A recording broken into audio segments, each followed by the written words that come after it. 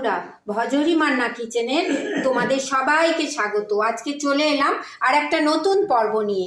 আমার আজকের উপস্থাপনা ডিম পালং শাক দিয়ে ডিম রান্না করে কিভাবে উপস্থাপনা করলাম সম্পূর্ণ রান্নাটা চলো শুরু করি। আর কি কি উপকরণ লাগলো আমরা দেখে নিই।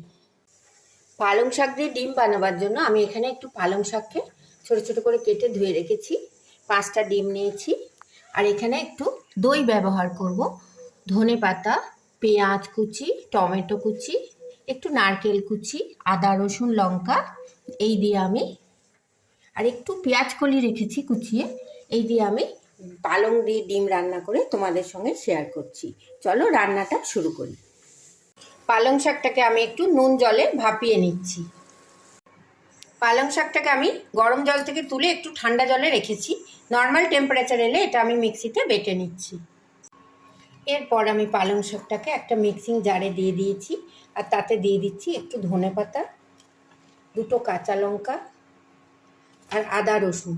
এগুলো দিয়ে আমি পালং শাকটা বেটে নিচ্ছি। আর একটু পেঁয়াজ কলি রেখেছিলাম, সেটাও আমি এর মধ্যে দিয়ে দিচ্ছি। পালং শাক অনেক রকমভাবে রান্না হয়, পনির দিয়ে পালং করা যায়, পালংয়ের চচ্চড়ি হয়, এইরকম একবার ডিম পালং খেয়ে তোমরা দেখো, খুব ভালো লাগে। এটাকে এবার আমি মিক্সিং জারে বেটে নিচ্ছি। এর মধ্যে আমি একটু নারকেলও দিয়ে দিচ্ছি, এটা অপশনাল, নারকেলটা দিলে গ্রেভিটা খুব সুন্দর টেস্ট হয়, না থাকলে তোমরা দিও না। আমার একটু ছিল, আমি 2 কুচি নারকেলও দিলাম। এবার আমি এটাকে মিক্সিতে বেটে নিচ্ছি। দেখো, মিক্সিং জারে বাটার পর খুব সুন্দর একটা পেস্ট আমি তৈরি করে নিলাম। এবার আমি পরবর্তী পর্যায়ে চলে যাচ্ছি। এরপর আমি এই যে দইটা নিয়েছিলাম, এবার আস্তে আস্তে ওর মধ্যে একটু মশলা দিয়ে দিচ্ছি। প্রথমে দিয়ে দিচ্ছি অল্প একটু নুন, একটু হলুদ, একটু কাশ্মীরি লঙ্কা গুঁড়ো, একটু জিরের গুঁড়ো, আর একটু ধনের গুঁড়ো। এই সব দিয়ে আমি একটা মশলা তৈরি করে নিচ্ছি। এইটা আমি রান্নাতে ব্যবহার করছি। এটা আমি দইয়ের সঙ্গে গুলে রেখে দিলাম, এটা আমি পরে রান্নায় ব্যবহার করছি। আমি কড়াইতে একটু তেল দিয়ে নিয়েছি, আর তার মধ্যে দিয়ে দিচ্ছি অল্প একটু নুন, আর দিয়ে দিচ্ছি একটুখানি হলুদ গুঁড়ো।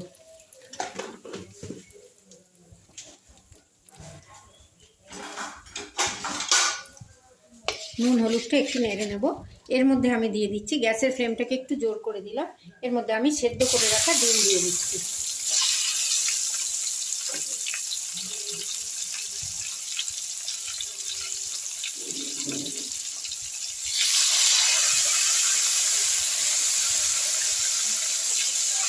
ডিমগুলোকে আমি একটু নাড়াচাড়া করে নিচ্ছি। ডিমগুলো যখন এরকম একটু লাল লাল রং এসছে, আমি ডিমগুলোকে তুলে নিলাম। ডিমের গাটা আমি একটু ফুটো ফুটো করেছিলাম যাতে মশলাটা ঢুকে যায়। এরপর আমি ওই তেলের মধ্যে দিয়ে দিচ্ছি একটু শুকনো লঙ্কা, একটু তেজপাতা, একটু গোটা গরম মশলা, দারচিনি, লবঙ্গ সব দিয়ে আমি খুব ভালো করে নেড়ে নিচ্ছি। এরপরে আমি এখানে দিয়ে দিচ্ছি একটু কুচিয়ে রাখা পেঁয়াজ আর টমেটো।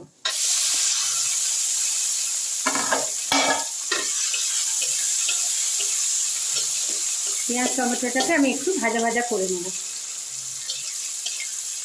তেলের মধ্যে একটু নেড়ে চেড়ে নিচ্ছি। পালং শাক দিয়ে ডিম রান্না করে খেয়ে দেখো, খুব উপাদেয় এবং খুব পুষ্টিকর খাবার। ডিমেও প্রোটিন আছে, পালং শাকেও আছে, একটু অন্যরকম রান্না এটা। আমি হালকা করে পেঁয়াজটা, টমেটোটা আর পেঁয়াজটা ভাজলাম, খুব বেশি ভাজবো না। একটু টমেটোর কাঁচা গন্ধটা যাতে চলে যায় সেই রকম আমি একটু ভেজে নিচ্ছি। 2 মিনিট ভেজে নিলাম।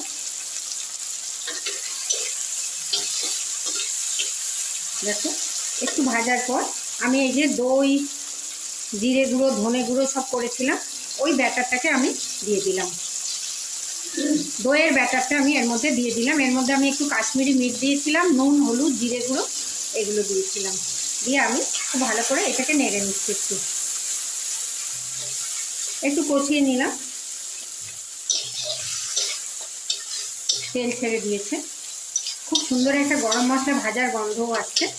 এই পর্যায়ে আমি পালং শাকটা যে বেটে রেখেছি সেই পালং শাকের পেস্টটাও দিয়ে দিলাম। পালং শাকের সঙ্গে ধনেপাতা, কাঁচা লঙ্কা, আদা, রসুন সব দেওয়া ছিল, একটু নারকেল দিয়ে, কাঁচা লঙ্কা দিয়ে আমি এটা বেটে রেখেছিলাম। আমি এটাকে একটু ভালো করে কষিয়ে নিচ্ছি। ততক্ষণই কষাবো যতক্ষণ না পালং শাকটার থেকে পালং শাকের এই সবুজ রঙটা একটু আস্তে আস্তে লালচে হবে, ততক্ষণ আমি একটু কষিয়ে নিচ্ছি। পালং শাকটা প্রায় 2-3 মিনিট আমি কড়াইতে কষে নিলাম। দেখো সবুজ রঙটা আস্তে আস্তে একটু লালচে রং ধরে নিয়েছে। এই পর্যায়ে আমি এর মধ্যে ভেজে রাখা ডিমগুলোও দিয়ে দিলাম। অনবদ্য খেতে হয় এটা, তোমরা গরম ভাত দিয়ে বা রুটি দিয়ে খেয়ে দেখো, খুব ভালো হয়। ডিমটাও এর মধ্যে দিয়ে দিলাম। আর দিয়ে দিচ্ছি একটু নুন চিনির ব্যালেন্সের জন্য একটু চিনি দিয়ে দিচ্ছি। এটা অপশনাল, তোমরা যদি মনে করো দিও, নাহলে দিও না। আমার একটু মিষ্টি মিষ্টি ঝাল ঝাল নোনতা নোনতা খাবার খেতে ভালো লাগে, আমি চেষ্টা করি সব খাবারেই একটু মিষ্টি মিষ্টি করতে। দেখো খুব সুন্দর একটা গন্ধ আসছে পালং শাকের সঙ্গে। পালং শাকটাও কষা হয়ে গেছে। এরপরে আমি এর মধ্যে হালকা করে একটু জল দিয়ে দিচ্ছি, খুব অল্প একটু জল দিয়ে দিলাম, যাতে ডিম পালং শাক গ্রেভি সব ভালো করে মাখামাখি হয়ে যায়। ঢাকা দেবো না, তাহলে পালং শাকটা তলায় লেগে যাওয়ার ভয় থাকবে। এইভাবে আমি আরও কিছুক্ষণ ফুটিয়ে নিচ্ছি। এর মধ্যে দিয়ে দিচ্ছি একটুখানি মটরশুঁটি। যা যা উপকরণ ব্যবহার করছি সবটাই অপশনাল, তোমাদের যার যখন যেটা ঘরে থাকবে সেটা দিয়েই করা ভালো। আমিও তাই করি, কোনো রান্নায় যা ঘরে থাকে সেই ঘরোয়া উপকরণ দিয়েই করি। দেখো ডিমটা আমি পালংয়ের সঙ্গে মাখামাখি করে নিয়েছি, একটু ফুটতে ছেড়ে দিচ্ছি। আরেকটু গায়ে মাখা হলে আমি এটা বন্ধ করে দেবো। আমার পালংয়ের গ্রেভিটা ডিমের গায়ে মাখা মাখা হয়ে এসছে। আর বেশি শুকাবো না, তাহলে যখন একদম ঠান্ডা হবে গ্রেভিটা পাওয়া যাবে না, তাই জন্য একটু গ্রেভি রেখেই আমি বন্ধ করব। প্রায় শেষ পর্যায়ে চলে এসেছি রান্না। এবার আমি দিয়ে দিচ্ছি একটুখানি ঘি। একটু ঘিটা বেশি করে দিতে হবে এটা, তাহলে খাবারের গন্ধটা খুব সুন্দর আসে। আর দিয়ে দিলাম একটু গরম মশলা গুঁড়ো। প্রচণ্ড লোভনীয় হয় এই রান্নাটা, একবার তোমরা ঘরে করে দেখো। অনেকভাবে তো পালং শাক আলাদা করে, ডিম আলাদা করে আমরা করি, এইভাবে একবার করে দেখো, দারুণ খেতে হয়। এত সুন্দর একটা গন্ধ আসছে বলে বোঝাতে পারবো না। দেখো আমার রান্নাটা প্রায় হয়ে গেল। এবার আমি গ্যাসের ফ্লেমটা প্রায় বন্ধ করে 10 মিনিট এটা স্ট্যান্ডিং টাইমে রেখে দেবো, তারপরে আমি ঢেলে নিচ্ছি।